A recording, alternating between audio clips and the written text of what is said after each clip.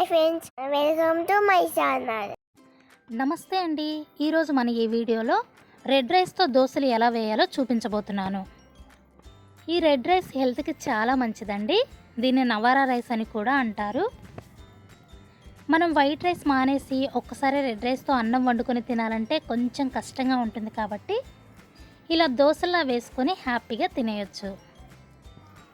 దీనికోసం 1 కప్పు వరకు మినపగుళ్ళు తీసుకోండి. 1 కప్పు మినపగుళ్ళకి 2 కప్పుల వరకు రెడ్ రైస్ వేసేసుకోవాలి.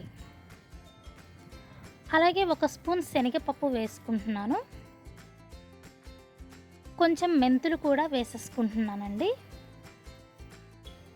ఇలా మొత్తం వేసేసుకున్న తర్వాత వాటర్ వేసుకొని 2-3 సార్లు బాగా కడిగేయండి. ఆ తర్వాత దీనిలో వాటర్ వేసేసుకొని ఒక 8 గంటల పాటు బాగా నానబెట్టుకోవాలి.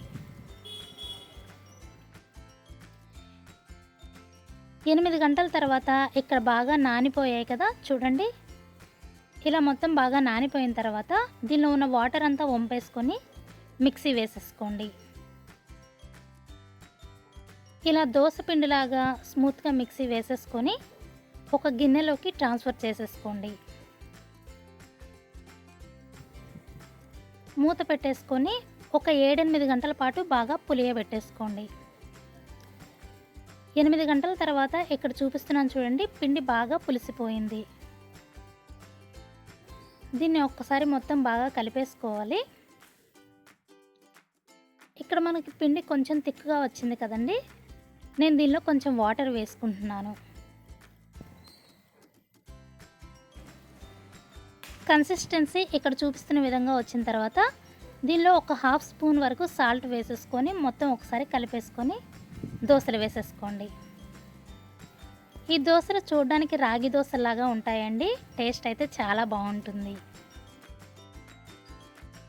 వెయిట్ లాస్ అవ్వాలనుకునే వాళ్ళకి, డయాబెటీస్ వాళ్ళకి ఈ రెడ్ రైస్ చాలా బాగా యూజ్ అవుతుంది. ఒకసారి మీరు కూడా ట్రై చేయండి. అలాగే మన ఛానల్ని సబ్స్క్రైబ్ చేసుకొని లైక్ చేయండి. Thank you for watching.